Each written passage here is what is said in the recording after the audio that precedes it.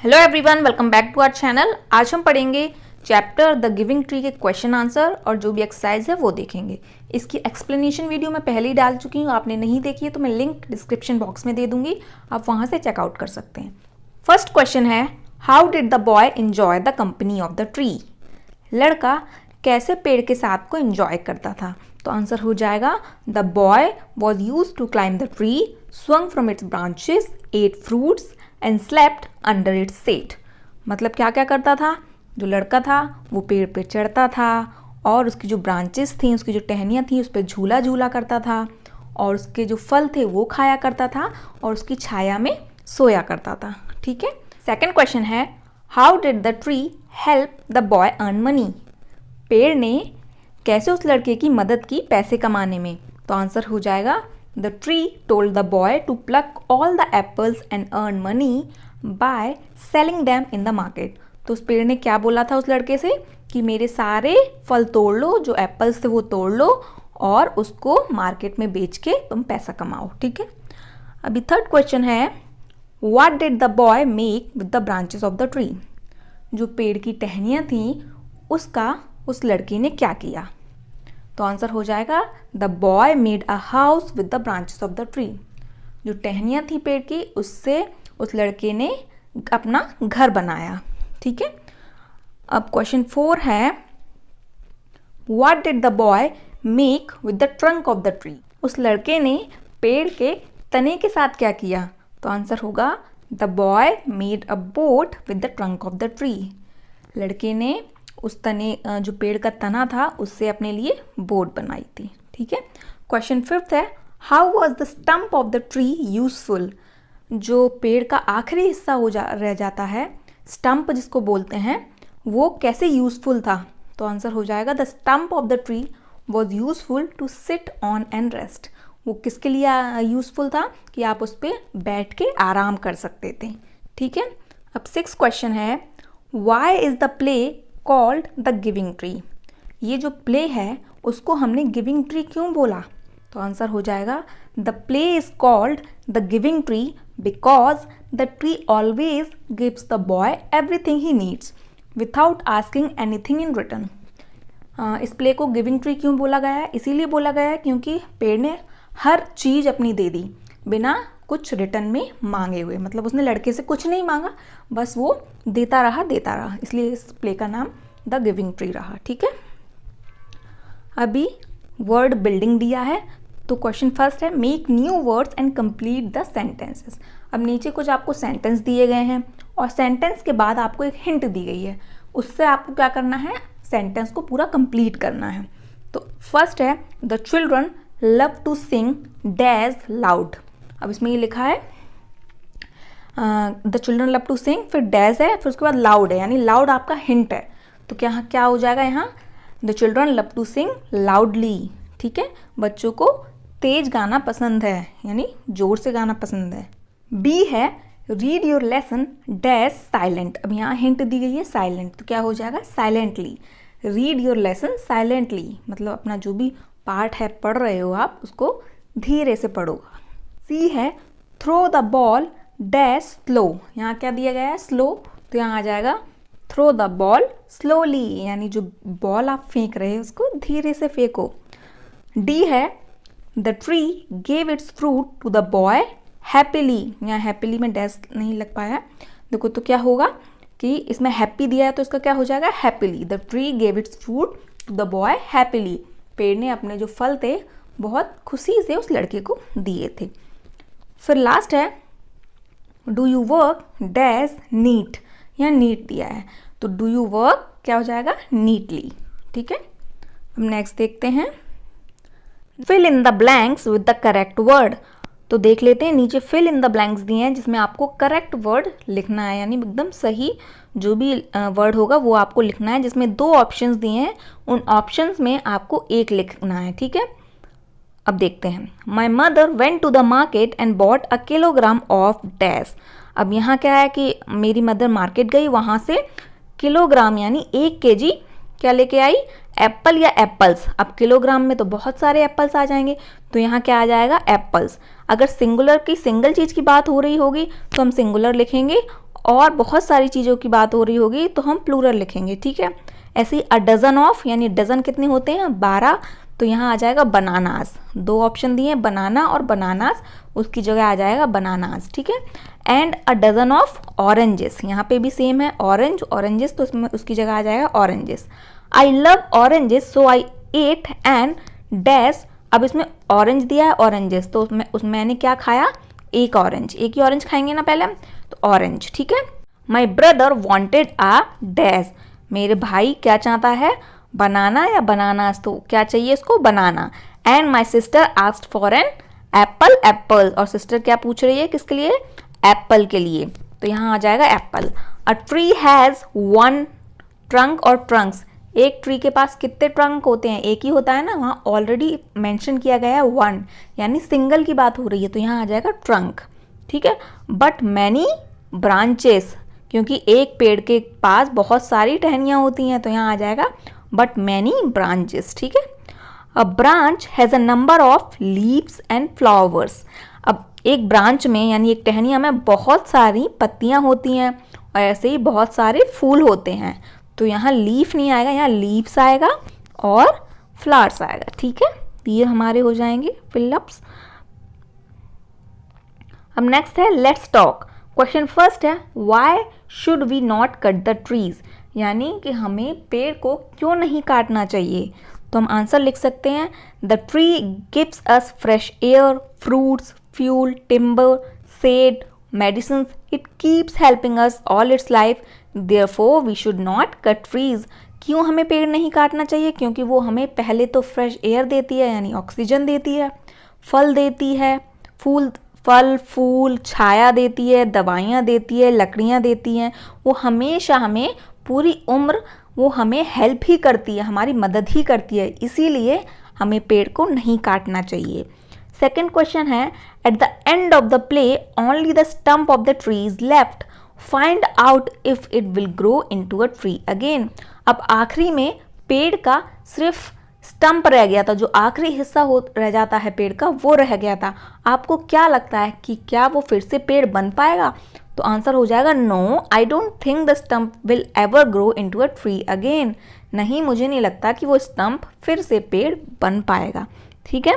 अभी next question है से the given sentence with different expressions. अब नीचे कुछ सेंटेंस दिए हैं, उनको आपको अलग अलग एक्सप्रेशन के साथ बोलना है, बट मीनिंग तो सेम ही होनी है, बट एक्सप्रेशंस अलग हो जाएंगे। जैसे कि फर्स्ट है कम एंड प्ले विथ मी, इसको आप अलग तरीके से कैसे बोल सकते हैं वो आपको यहाँ लिखना है, तो आप ऐसे भी बोल सकते हैं come to play with me, ठीक है। ऐसी बी है I want to buy things and have fun, तो आप इसको कैसे बोल सकते हैं अलग तरीके से, तो I will make fun by buying things. C है come and climb up my trunk and swing from my branches, तो आप इसको बोल सकते हैं you can climb up my trunk and swing from my branches, ठीक है। डी है कट डाउन माई ट्रंक, तो इसमें आप बोल सकते हैं you can cut down my trunk. E है I am too old to swing on branches, तो आप इसको ऐसे भी बोल सकते हैं it is tough to swing on branches in the old age. F है I am too tired to climb, तो इसको आप बोल सकते हो I am so tired to climb, ठीक है। नेक्स्ट देखते हैं write this sentence in the correct order, also choose the right word from the box and add it before each sentence, remember to put a comma after it, for example finally. अब नीचे क्या दिए हैं, कुछ sentence दिए हैं जिसको हमें करेक्ट ऑर्डर में लिखना है। पहली बात तो वो करेक्ट ऑर्डर में नहीं लिखे हैं, आगे पीछे लिखे हुए हैं, तो उन्हें सही ऑर्डर में हमें लिखना है। और नीचे कुछ वर्ड्स दिए हैं जिसको हमें पहले सेंटेंस से पहले लिखना है, उसके बाद कॉमा लगाना है। जैसे कि फाइनली के बाद इन्होंने कॉमा लगाया है, वैसे ही नीचे कुछ वर्ड्स दिए हैं, जैसे कि 5 वर्ड दिए हैं, first, then, after, that, finally, तो इनको हमें फर्स्ट पहले लिखना है, उसके बाद कॉमा लगाना है, उसके बाद जो भी सेंटेंस है वो लिखना है, ठीक है। जैसे ए दिया है इसमें it gave him its branches to make a house, ऐसे ही बी दिया it asked him to sit on the stump, it gave him its trunk to make a boat, the tree gave its apple to the boy. यानी ये 4 sentence दिए हैं जिनको हमें proper order में लिखने हैं। तो सबसे पहले क्या आ जाएगा, first the tree gave its apples to the boy. तो सबसे पहले हमारा आ जाएगा the tree gave its apple to the boy. सबसे पहले ट्री ने क्या किया, बॉयज़ को एप्पल दिए। तो यहाँ क्या लिख दिया, हमारा क्या लेटर आएगा, सबसे पहले क्या वर्ड आएगा, फर्स्ट। उसके बाद हमने कॉमा लगाया, उसके बाद लिख दिया the tree gave its apple to the boy. ऐसे ही सेकेंड में आ जाएगा after that comma it gave him its branches to make a house. ठीक है, सी आ जाएगा then comma it gave him its trunk to make a boat. ठीक है, एंड लास्ट आ जाएगा finally comma it ask him to sit on the stump. ठीक है, ये हो जाएगा। नेक्स्ट आ जाएगा work in a group and decide the things that you can do to help your grandparents or any old person. Now write 5 of these things that you will do. अब आपको क्या करना है, group में बैठ जाना है, group में काम करना है ये चीज़, और डिसाइड करना है, निश्चय करना है कुछ ऐसी चीज़ें जो आप अपने ग्रैंड पेरेंट्स के लिए करें, जिनसे उनकी मदद हो सके। जो आपके दादा दादी हैं, नाना नानी हैं, उनकी आप हेल्प कैसे करना है, और जो भी ओल्ड एज के लोग हैं, ओल्ड पर्सन हैं, उनकी आपको कैसे हेल्प करनी है।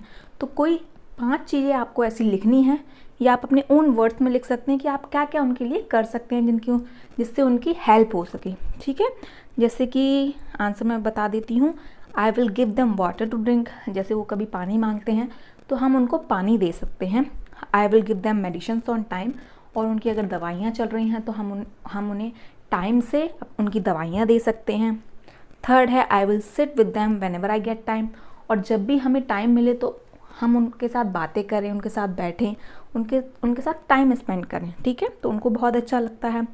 I will go on walk with them, और उनके साथ हम वॉक पे भी जा सकते हैं, इवनिंग वॉक या मॉर्निंग वॉक पे। I will do everything that makes them happy, और हमें वो काम करनी चाहिए जिससे कि जो बूढ़े लोग होते हैं या जो हमारे ग्रैंड पेरेंट्स होते हैं उनको अच्छा लगे, उससे वो खुश हों। तो ऐसे काम हमें उनके साथ करना चाहिए। ठीक है, अब नेक्स्ट देखते हैं, लेट्स एक्ट। यानी इस क्वेश्चन में आपको एक्ट करना है। You are reading and talking about trees. अभी आप क्या कर रहे हो, ट्रीज़ के बारे में पढ़ रहे हो और ट्रीज़ के बारे में ही बातें कर रहे हो। You are thinking about trees too, और उसी के पेड़ों के बारे में ही हम सोच भी रहे हैं। Can you make the shape of a tree with your body.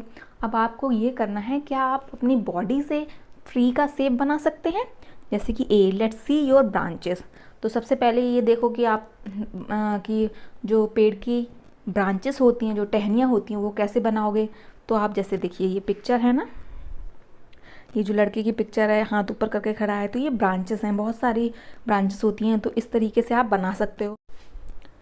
Let's see full tree with fruits and leaves. अब आपको फुल ट्री बनानी है फ्रूट्स और लीव्स के साथ, यानी फल बना लो किसी भी चीज़ को, या फिर पत्तियाँ बना लो। Enact a cut tree with only a trunk. अब आपको ऐसी ट्री बननी है जिसमें सिर्फ ट्रंक हो, कट ट्री हो। ठीक है, और फिर डी है enact a tree with only A stump left. अब आपको ऐसी ट्री बनना है जिसमें सिर्फ स्टैम्प ही रह गया हो, जो आखिरी हिस्सा होता है पेड़ का सिर्फ वही रह गया हो।